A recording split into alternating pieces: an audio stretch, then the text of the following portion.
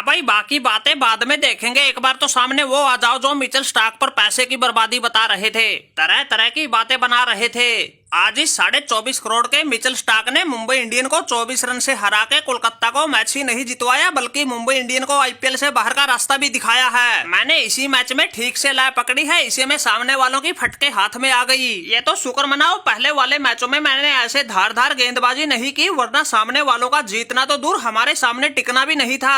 हाँ भाई पांडुरंगा, बताइयो जरा कैसा लगा मिचेल स्टार्क का पलटवार। अबे सूसरी का फटफटिए, तुम्हें फॉर्म में आने के लिए पांड्या की मुंबई इंडियन ही मिली। अरे बड़े शर्म की बात है, जिस मिचेल स्टार्क को आरसीबी के गेंदबाज करण शर्मा ने ही छक्कों की हैट्रिक लगा दी थी, उसकी जान बिल्कुल हलक में अटका दी थी। आज वो फटफटिया कंगारू मुंबई इंडियन के शेरों को ही ढेर कर गया और मुट्ठी में आई जीत को छीन के ले गया, और इस हार्दिक पांड्या को कभी न भूलने वाला एक और गम दे गया। अरे हम गेंदबाजों ने क्या गजब की शुरुआत दिलाई थी, पावर प्ले में ही कोलकाता की नींद उड़ाई थी और 57 रन के स्कोर पर ही आधी टीम पवेलियन पहुंचाई थी। अरे पांडुरंगा भाई, माना कि हम जैसे सस्ते में निपट गए थे, लेकिन हमारे वेंकटेश अय्यर और इम्पैक्ट प्लेयर मनीष पांडे जैसों ने कोलकाता की मैच में वापसी करवाई थी। पांडे के बल्ले से 42 की तो अय्यर के बल्ले से 70 रन की पारी आई थी, और जैसे तैसे करके उन दोनों ने कोलकाता 169 तक पहुंचाई थी। फिर हमारे गेंदबाजों ने ऐसी लंका लगाई थी, तुम्हारी मुंबई इंडियन तुम्हारे घर में घुसकर ही 24 रन से हराई थी। रोहित भाई, ये पांडुरंगा अपने आप को बड़ा कप्तान समझ रहा था, इसकी ऐसी हवा निकाल दी, कहीं मुंह दिखाने लायक नहीं छोड़ा।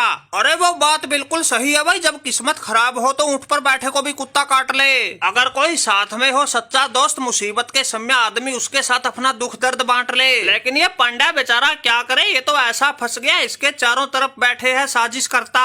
अरे जा भाई पांडुरंगा, अगर हमारी कप्तानी में मुंबई इंडियन की ऐसी हालत हो जाती, मैं तो चुल्लू भर पानी में डूब मरता। लेकिन तुम्हारे कान पर जूं तक ना रेंग रही, तुमने 5 बार की चैंपियन मुंबई इंडियन की ऐसी हालत करवा दी और 11 मैच में से 8 में हरवा दी। अरे छी छी पांडु भाई, इतनी बेइज्जती होने के बाद तो आदमी काला पानी चला जाए, दोबारा मुंह ना दिखाए। लेकिन तुम तो बेशर्मों के सरदार निकले, ऐसी हालत होने के बाद भी जुबान लड़ा रहे हो। मुंबई इंडियन के लिए पनौती तुम खुद हो, हार का दोषी किसी और को बता रहे हो। अरे रहने दो भाई रोहित शर्मा, तुम्हारे अंदर की मैं सब जानता हूँ। तुम तो चाहते हो ये पांडुरंगा कहीं मर खप जाए, दोबारा लौट के ना आए।